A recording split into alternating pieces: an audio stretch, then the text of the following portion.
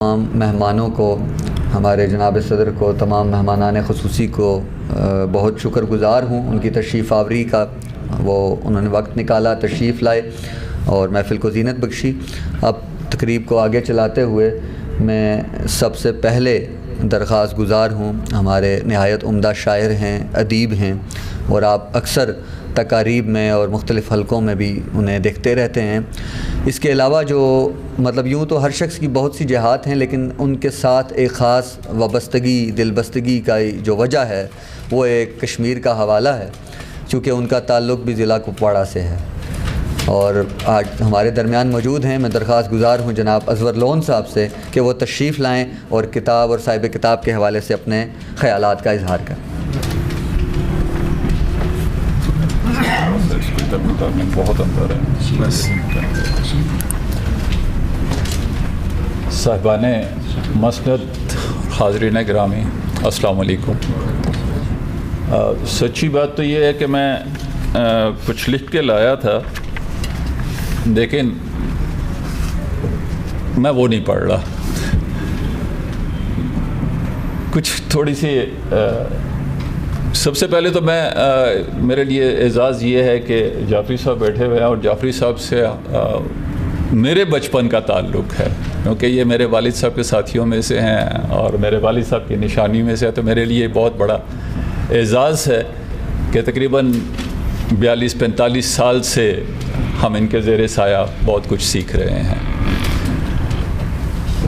آج کی تقریب بالخصوص کرب کشمیر کے بارے میں، کتاب کے بارے میں ہے۔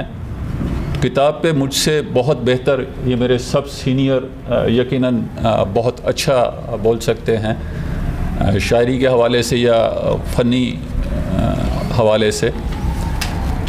میں کشمیر کے حوالے سے تھوڑی سی بات کروں گا کہ میں حسیب سے معذرت کے ساتھ کہ انہوں نے کہا کہ آپ بارڈر لائن پہ رہتے ہیں، میں اس کو بارڈر نہیں مانتا۔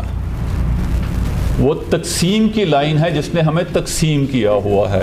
بارڈر مستقل ملکوں کے درمیان ہوتے ہیں، تو یہ تقسیم سیز فائر لائن کہہ لیں، تقسیم ہمارے بھائیوں کی رشتوں کی تقسیم کی لائن ہے، اور تقسیم کی لائن پہ رہنے والا یقیناً جو کرب سمجھ سکتا ہے وہ ہم سے بھی زیادہ، باوجود کہ ہم بھی کشمیری ہیں، کشمیر کا کرب سمجھتے ہیں، جو ہم پہ بیتی ہے۔ بات وہی کہ جس تن لاگے وہ تن جانے۔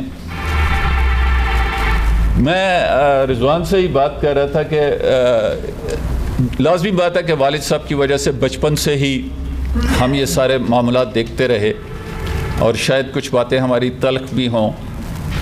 میں رضوان کو بتا رہا تھا کہ باقاعدہ موومنٹ کہہ لیں آپ یا کشمیر پولیٹکس کہہ لیں، جب میں پہلی دفعہ باقاعدہ عملی طور پہ شامل ہوا تو الحمدللہ میری عمر اس وقت 12 سال تھی، اور جعفری صاحب اور پرانے لوگ جانتے ہیں کہ محاذ رائے شماری کا کنونشن تھا، اور اس میں تمام ہمارے کشمیر کے سینئر جتنے بھی سیاسی اور آزادی پسند لوگ تھے وہ سب تھے، اور بلکہ اتفاق ایسا تھا کہ فاروق عبداللہ صاحب بھی اس میں آئے ہوئے تھے، تو میری ان سے وہ پہلی ملاقات تھی۔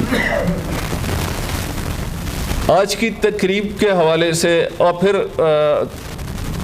کرب کی چونکہ بات ہے تو وہی بات جو ہے کہ جس تن لگتی ہے وہ بہتر سمجھتا ہے کہ پھر 71 میں جو لوگ جانتے ہیں کہ 71 میں ایک بہت بڑا کیس گنگا جب آیا، تو اس میں گنگا میں 71 میں کشمیریوں 3,500 کشمیری گرفتار ہوا تھا، اور اس میں جو شخص سب سے پہلے غائب کیا گیا وہ میرے والد صاحب تھے، اور 4.5 ماہ بعد ہمیں پتہ چلا کہ الحمدللہ حیات ہیں اور فلانی جگہ ہیں، اور 7.5 ماہ بعد واپس آئے۔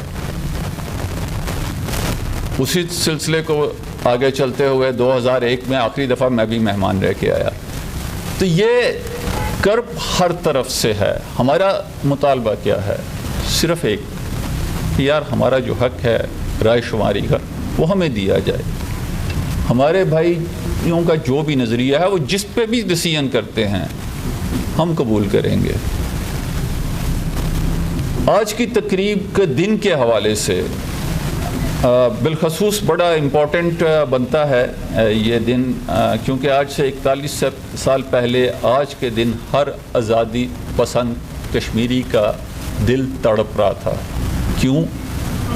کیونکہ آج سے 41 سال پہلے آج کے دن ہمارے رہنما کو شہید کرنے کا اعلان کیا گیا تھا۔ مجھے اچھی طرح یاد ہے، اور کل ان کی 41ویں برسی بھی ہے۔ جب کرب کی بات کرتے ہیں تو میں صرف ایک آدھی بات اور کر کے اپنی بات ختم کروں گا کہ اس سے بڑا کرب کشمیریوں کے لیے کیا ہو سکتا ہے کہ ہمارے رہنما کی میت کو بھی 41 سال سے قید کیا ہوا ہے۔ اس سے بڑا کرب کیا ہو سکتا ہے؟ تو یقیناً ہمارے پاکستانی بھائی جس طرح ہمارے ساتھ کھڑے ہوتے ہیں اور جس طرح ان کی ہماری آواز میں آواز بنتے ہیں، ٹھیک ہے کچھ لوگوں میں کنفیوژنس ہے، ان میں قصور ان کا نہیں سمجھتا کیونکہ انہیں گائیڈ غلط کیا گیا ہے، لیکن جو لوگ حقائق جان جاتے ہیں اور بالخصوص ہمارے ان سینئرز کی رہنمائی لیتے ہیں تو وہ بہت بہتر سمجھ سکتے ہیں۔ تو میں رضوان کو مبارکباد دینے کے بجائے شکریہ ادا کروں گا کہ کشمیر کا کرب بیان کر کے ایک دفعہ اقوام عالم کو پھر انہوں نے بتایا کہ کشمیری کس حالت سے گزر رہے ہیں۔ اور اس کے ساتھ ایک ریکویسٹ بھی کروں گا کہ اس پوری کتاب میں حقیقت بتاؤں، میں نے پچھلے چند دنوں میں کتاب پڑھی ہے، بہت دن پہلے سے دی ہوئی ہے، انہوں نے مہربانی کی ہوئی تھی، لیکن پچھلے چند دنوں میں کتاب کو پڑھ سکا ہوں۔ بلا شبہ کشمیر کے کرب کو بہت احسن طریقے سے بیان کیا ہے۔